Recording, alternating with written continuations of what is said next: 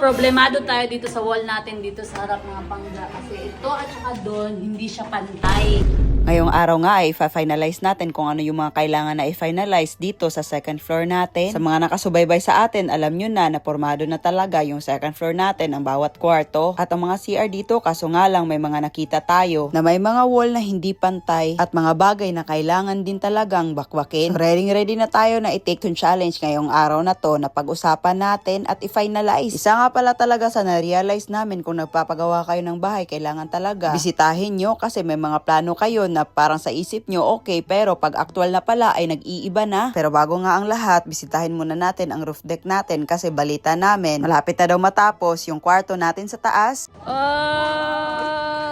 very nice, very init.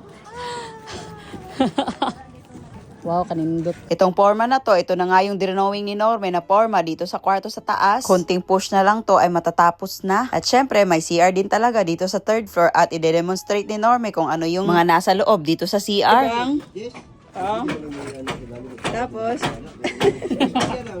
oh, gets nyo naman yun siguro, di ba? Hayaan nyo na, intindihin nyo na lang si Norme. Ang kulit talaga ng batang to. Na kahit na sobrang init dito sa taas, ay parang nag-e-enjoy din siya. Take note ha, si Norme yung tipo na ayaw magpainit dahil sumasakit yung ulo niya. Pero dito sa rooftop natin, ay willing na willing siya, oy. Hindi na nga tayo mahirapan sa pagbaba at akyat dito sa rooftop natin kasi tapos na yung hagdanan natin. At ito na yung dinadaanan natin ngayon. O di ba, hindi na tayo parang King Koy na nahihirapan sa pag-akyat baba. At ito na nga siya, oh. Nagpaplano na naman kung ano yung gagawin dito. Siguro kung nakita nyo mga vlog ni Norme, masasabi nyo masayahin at sobrang kulit ni Norme. Pero sa mga ganitong bagay, sobrang seryoso niya talaga. Pinag-uusapan nga din dito yung mga ilaw na ilalagay dito sa second floor. At ito na nga yung problema natin, pag-usapan na natin. Diba nga, nabili natin to na abandoned building siya at yung ibang part dito na halos mga wall ay existing na talaga siya. At sa pag-process ng pagpagawa dito at pag-aayos, may napansin yung foreman natin. So, problemado tayo dito sa wall natin dito sa harap mga pangga kasi ito at saka doon hindi siya pantay.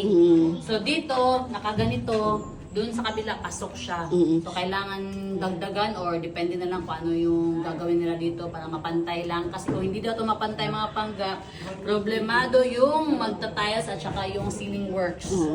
Pero itong wall na to is existing na nung nabili natin. Kibali hindi sila yung gumawa nito. Hindi siya naging pantay. Yes, hindi talaga pantay yung pagkagawa nila that time. Isa din yung dahilan kung bakit parang mas napagastos kami. Kasi yung mga semento, sobrang kakapal ng pag-finishing nila. Kasi ang kapal ng part na dapat hahabulin nila. Oh, so dito, dinagdagan nila. Tapos pagdating dito, tignan nyo naman. Sobrang kapal. Dito yan kanina oh. Sobrang kapal ng kailangan nilang dagdagan na semento para mapantay lang yung doon na wall at saka dito. So, hindi din pantay to. Yun din, hindi pantay. Depende na sa kanila kung ano yung Paraan. strategy nila para maayos to. Kasi dito, veranda to sa harap natin eh. Magiging maganda tong looks nito pag natapos na. So, baba na tayo. Sobra! Daming pagsubok na nangyari, daming pagsubok na dumating sa buhay natin ngayon. Siguro, may ano din talaga yon, may purpose lahat na nangyari sa atin. Abandita perme palagi. Perme pa, palagi pa. Padoble. Uy, nabansa ka. Ano kaya yung kinakount niya dyan? Ala, Secret. secret.